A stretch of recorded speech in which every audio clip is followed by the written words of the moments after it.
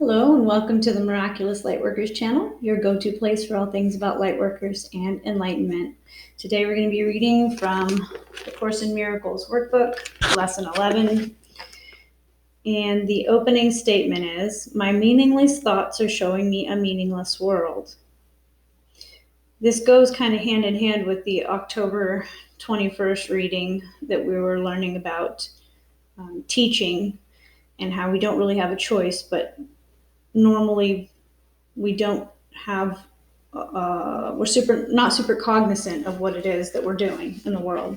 So follow me here on this, because the first thought that I've had when I began this was, I don't know if I can follow this. This is just a little too complicated for me to say that my meaningless thoughts are showing me a meaningless world.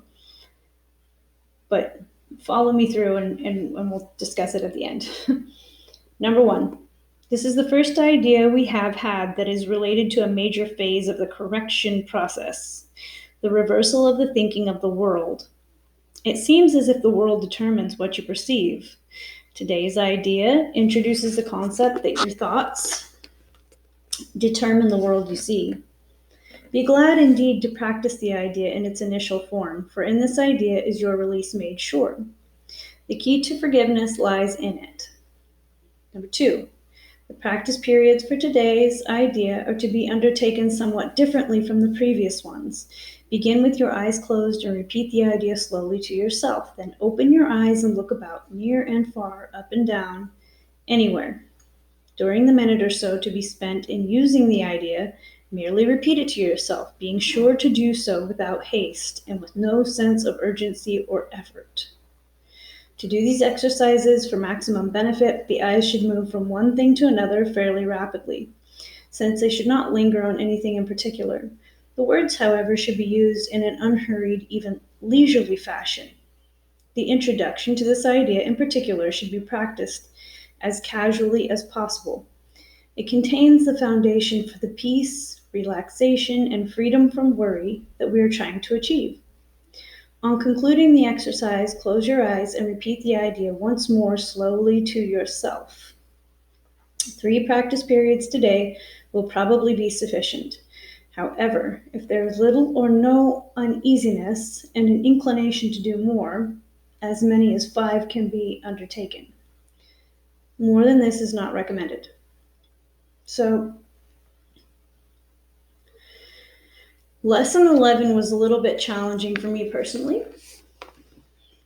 If you haven't done it yet and you want to come back to this later, you can just go ahead and pause the video now and come back to it after you've done the practices and see if your experience is similar. I don't want to lead anybody into having the experience that I had, but it's got to happen organically. That's kind of how this works. So,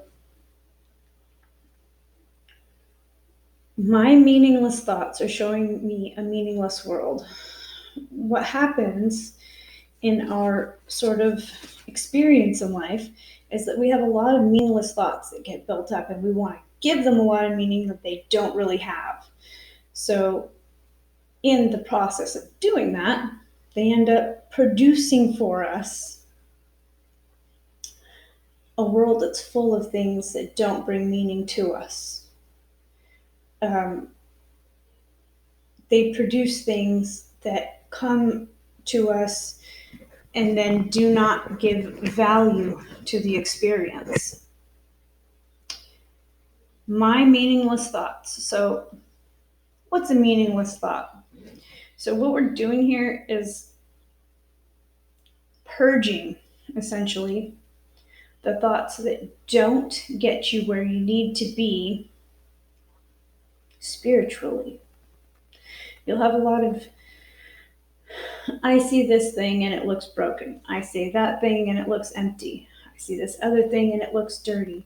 Like, I see something else and it looks bright. Like, these things are distractionary sort of things that are in your environment around you, and they don't really have meaning in and of themselves.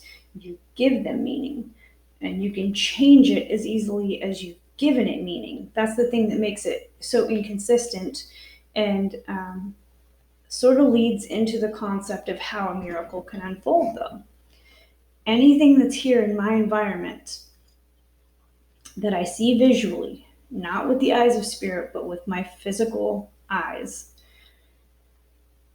can be used as a vessel or a tool to bring about a miracle. And the miracle might be something small. It might just be a shift in awareness. You know, they say there's no order in miracles like this. Like, one is not bigger than the other.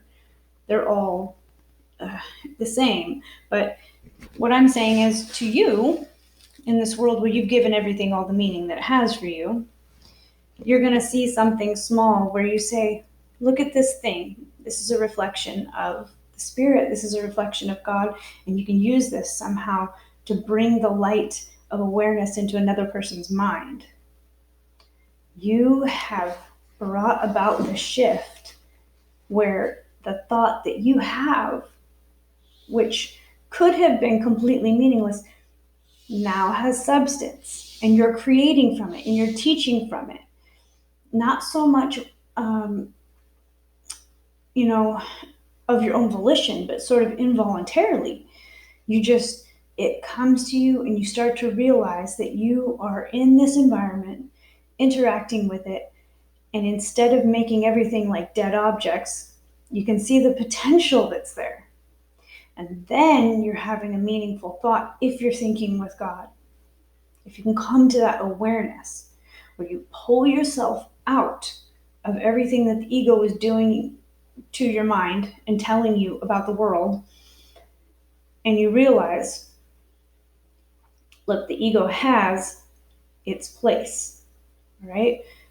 But when you pull out of that and you realize, I can use this for God, not for selfish reasons, not just everything is here to serve me, and if it doesn't, then I'm going to, invalidate it, negate it, disregard it, etc.